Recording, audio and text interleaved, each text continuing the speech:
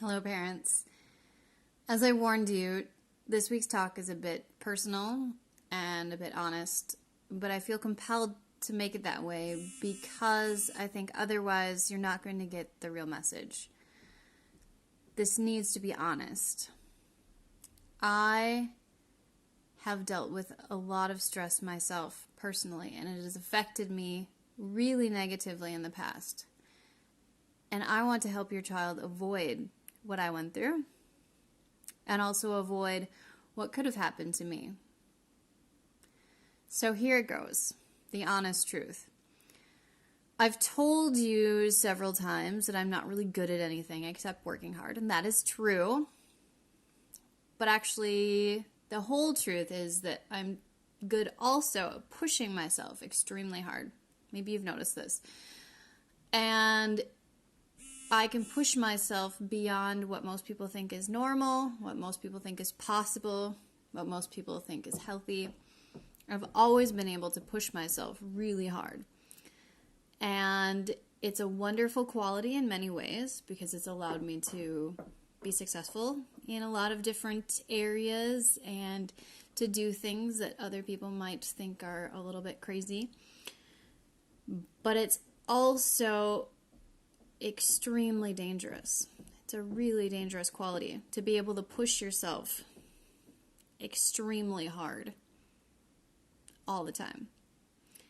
I remember when I was about 8 or 9 years old, and I made a list of some of the things that I didn't like about myself that I wanted to improve. And I fixed them. And I remember looking at that list and crossing off the things that I had fixed and feeling like, wow, I am closer to perfection now. I am more perfect than I was before. And this was the start of something very, very unhealthy, as you can notice. This was something really stressful for me to always be thinking about what was wrong, what could be fixed, what could be eliminated, what could be changed, and knowing that if I pushed hard enough, I could make it happen. I was always focused on getting better results, checking things off a list, making improvements in myself, about myself, for myself. And I was never satisfied with me being me. And this could have ended really, really badly, I see now. But luckily, I was able to change my environment. I was able to get new people around me that helped me accept me as I was without changing my flaws, to see the things that were wrong with me as being wonderful things that made me who I am. But I often wonder what happens if I hadn't had that change. What happens if I had stayed in that environment with those people around me and had never understood that I couldn't be perfect, that no matter how hard I pushed myself, I would never reach that end point that I thought was possible. I was so fixated on becoming more and more perfect, and this stress to always be achieving a little bit more and to make another step closer to perfection. It was killing me.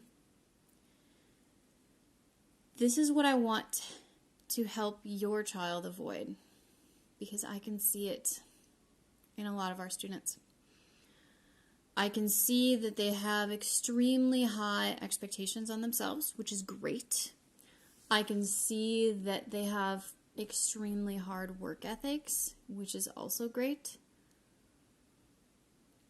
But I can also see tendencies like I had, where those things combined with the belief that one can be and should be perfect is a recipe for disaster. And I worry even more now with our young people of today because they have social media. And social media portrays perfection as something that is is not only possible, but is expected. People look perfect. People's lives appear to be perfect. Everyone is sharing everything that they're accomplishing. And if we try to compare ourselves with all of those things that are filtered and edited and changed, it's impossible. It's impossible to compete with that. It's impossible to win that. So if our young people have the mindset that I had, that many people have, that we can always be better if we push ourselves just a little bit harder, and they see other people who have seemingly accomplished this perfection or closer to it than they have, we have a very dangerous situation on our hands. That's why I chose to focus on stress this month, because personally it means a lot to me. It means a lot that we can work with these things, because as I said, I wonder what would have happened to me if I had stayed in this cycle. Where would I be? I would not be here. I would not be healthy. I would not be okay. And I worry that if we don't help support our kids in the right way, they won't be either. So this month, I want you to really reflect on how you are speaking to your child and how they are speaking about themselves. Are they focused on always being a little bit better? Always improving their results just a little bit? Focused on the end result rather than the process? Not being proud of who they are, but being dissatisfied about who they're not. Always wishing they could be a little bit better, and if they were a little bit better, they would be a little bit happier, because it's not true. On Thursday next week, we have an amazing opportunity for you as parents to learn a little bit more about all of these things. How stress affects the brain. How perfectionism affects our young people. And how we as adults can help give our children tools to deal with these inevitable stressors in life, to be able to stress smarter. I know it's been personal. I know it's been honest, but it's true. And I want to make sure that our students have the opportunity to change their perspective, like I did.